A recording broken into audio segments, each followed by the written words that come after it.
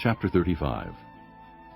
On the plains of Moab, by the Jordan, across from Jericho, the Lord said to Moses, Command the Israelites to give the Levites towns to live in, from the inheritance the Israelites will possess, and give them pasture lands around the towns.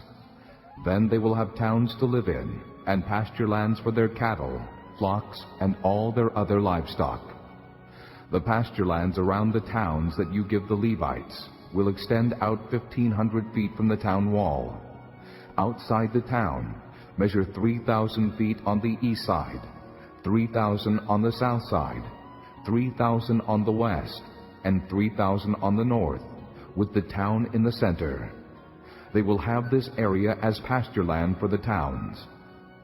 6 of the towns you give the Levites will be cities of refuge, to which a person who has killed someone may flee. In addition, give them 42 other towns. In all, you must give the Levites 48 towns, together with their pasture lands.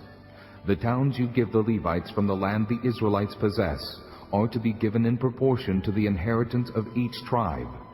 Take many towns from a tribe that has many, but few from one that has few. Then the Lord said to Moses, Speak to the Israelites and say to them, When you cross the Jordan into Canaan, select some towns to be your cities of refuge, to which a person who has killed someone accidentally may flee. They will be places of refuge from the avenger, so that a person accused of murder may not die before he stands trial before the assembly. These 6 towns you give will be your cities of refuge. Give 3 on this side of the Jordan, and 3 in Canaan as cities of refuge.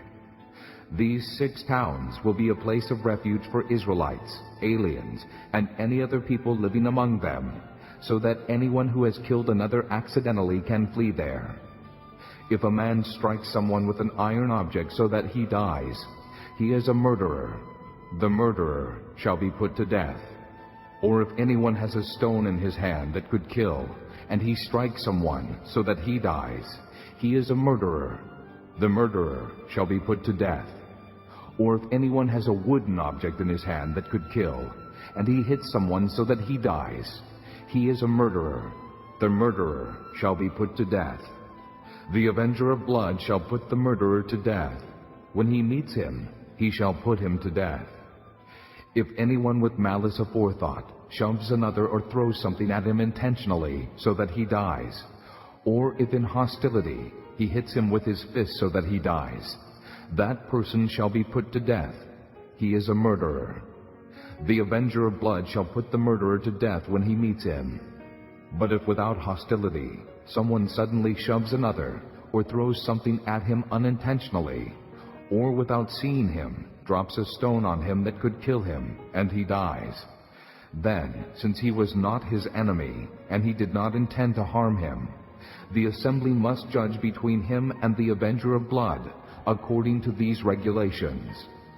The assembly must protect the one accused of murder from the avenger of blood, and send him back to the city of refuge to which he fled.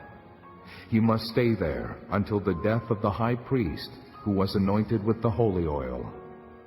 But if the accused ever goes outside the limits of the city of refuge to which he has fled, and the avenger of blood finds him outside the city, the avenger of blood may kill the accused without being guilty of murder.